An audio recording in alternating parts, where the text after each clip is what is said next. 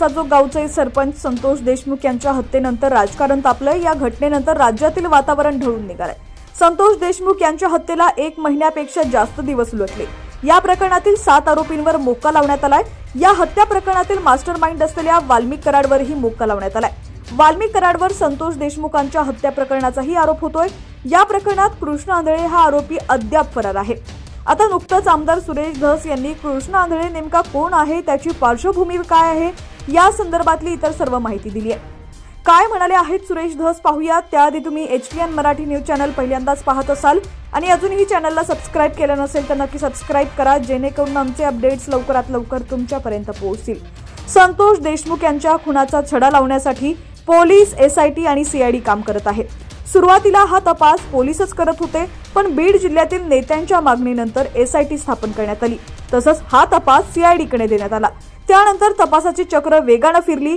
या प्रकरणात मुख्य आरोपी सुदर्शन घुले, सुधीर सांगळे, जयराम चाटे, विष्णू चाटे, प्रतीक घुले, महेश केदार यांना अटक करण्यात आली। त्यांच्यावरही मोक्का लावण्यात आला। पण कृष्ण आंधळेचा अनेक ठिकाणी शोध घेऊनही तो अजून सापडलेला नाही। त्याच्यावरही मोक्का लावण्यात आला। आता त्याला फरार घोषित करण्यात आलाय। कृष्ण आंधळे याच्याबद्दल मी माहिती घेतली, पोलिसांकडून ही माहिती घेतलीये।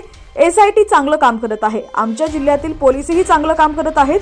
कृष्ण आंधळे हा मुलगा संभाजीनगरला पूर्व पोलीस भरतीची तयारी करत होता। ती तयारी करता करता तो गुन्हेगारीकडे वळाला। यापूर्वी त्यानं संभाजीनगरलाही काही गुन्हे केलेले आहेत। त्याच्या घरची परिस्थिती गरिबी आहे, पत्र्याचं घर आहे। त्याला फारसं काही घराबद्दल, आई वडिलांबद्दल ओढ नाही। तो अनेक दिवस संपर्काविना राहतो, अशी त्याची पार्श्वभूमी आहे।